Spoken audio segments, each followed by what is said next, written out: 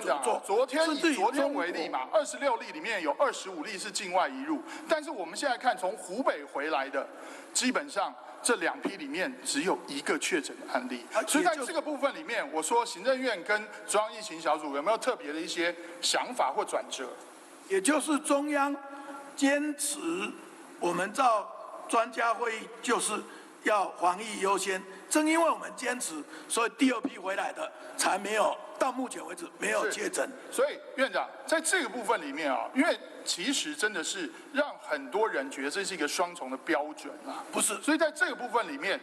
如何来追求台湾人、全球台湾人的一个公平正义？在这个部分里面，我一直在想请教的是，行政院有没有新的想法，跟随疫情的变化？我想跟委员报告，我也非常这个感佩委员对国人的关心，特别在武汉那边滞留的同胞的关心，我非常的这个感佩。但是我要跟委员报告，武汉是重灾区，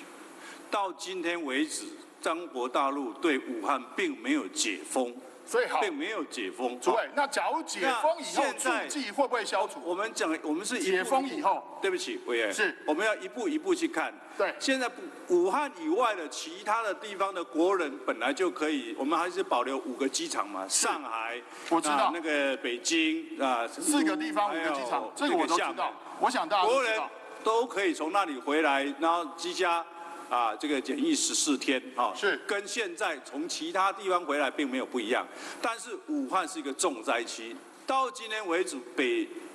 大陆的这个北京政府都没有对